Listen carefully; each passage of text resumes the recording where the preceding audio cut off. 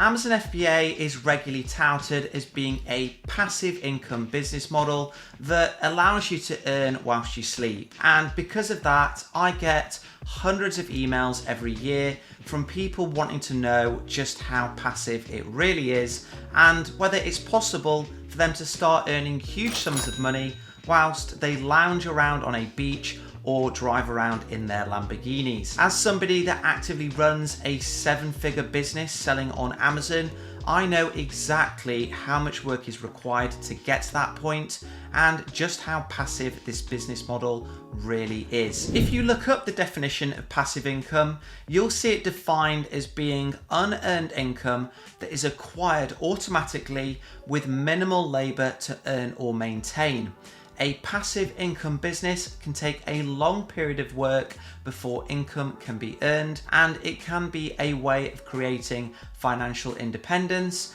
and early retirement because the beneficiary will receive an income regardless of whether they are materially active. So how accurate is this definition when it comes to describing an Amazon FBA business? Well, let's talk about my experience to date, how many hours I've put in, and based on that, whether I think it ultimately can be described as a passive income generating business. I started my Amazon FBA journey back in early 2018, and after doing product research for roughly 1 to 2 hours a day for 6 weeks, I settled on a product that I wanted to sell. While searching for a product got pretty boring at times, the good thing was that I was able to do it in my spare time in the evenings and at weekends, and so this part of the process didn't require me to give up on work or miss out on social activities with friends and family. Once I'd found the product that I wanted to sell, I then had to dedicate time to sourcing a supplier, which, whilst not being a time-consuming activity, it did require me to get up early in the mornings, given that China is 8 hours ahead of the UK, and if I left the messaging too late in the day, I wouldn't be able to have a conversation and make any progress with negotiating or finding out more about the product, or just building a relationship with a supplier. So whilst this part of the process didn't really take much time at all, it did require me to amend my sleeping habits ever so slightly so that I could find and work with the best supplier. The remaining parts of the process that were left before I started selling, those involved creating a brand, putting together my Amazon listing, and arranging shipment with a shipment agent, which were all activities that I was able to do, again, in the evenings or at weekends, without having to miss out on social events or needing to think about quitting work. During the initial stages of setting up my Amazon FBA business, I reckon that I worked an average of 60 minutes a day for around 8 weeks, with the most time-consuming activity during that period being product research and deciding what it was that I wanted to sell. Once I determined that though, and I found a supplier and created my Amazon listing, the amount of time spent on the business, it fell to almost zero, which was because my product was basically being manufactured and shipped. Once my product eventually arrived at Amazon and I was able to start selling, the amount of time that I spent on the business, that grew again to around 4 to 5 hours a week on average, with the most time-consuming activity relating to Amazon's advertising tasks, where I'd basically be reviewing ad campaigns and amending them in order to make an attempt to increase levels of profitability. Other activities that I'd have to dedicate some of my time to, those included answering customer questions, checking stock levels, and reordering with my supplier. But all of those tasks could be completed on my phone during my commute to work, and so they didn't really require much of my time at all. For the first 6 months of selling with Amazon FBA, I continued to spend an average of 4 hours a week on the business, doing the same type of tasks pretty much week in, week out. So checking and optimizing ad campaigns, replying to customer questions, and reordering stock if necessary. After this initial 6-month period of selling, I came to the realization that selling on Amazon was actually quite a lot of fun. And instead of viewing Amazon FBA as an opportunity to sell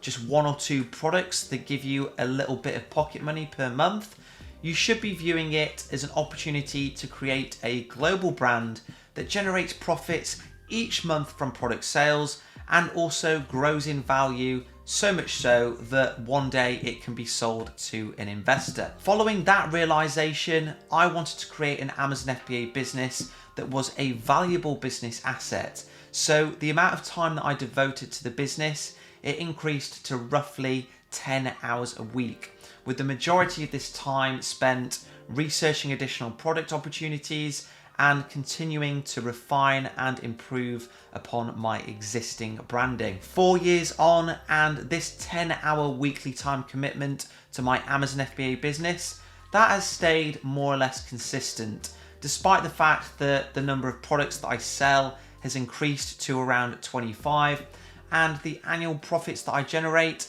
increasing from 4 to 6 figures. The relatively little amount of time that I spend on my Amazon FBA business has in part been helped by the fact that I've outsourced my Amazon advertising to a freelancer, and that in addition to using Amazon to fulfill orders on my behalf, I use whatever tools are available to automate tasks such as responding to customer questions, requesting reviews, calculating profitability, and so on. Since I first decided that I wanted to sell products with Amazon FBA in 2018, I've spent a lot of time working on the business, with most of the hours that I've done being focused on finding products to sell or doing product research. And this is why answering whether Amazon FBA is passive or not is not really a straightforward one, because the right answer is going to come down to the goals of the person asking.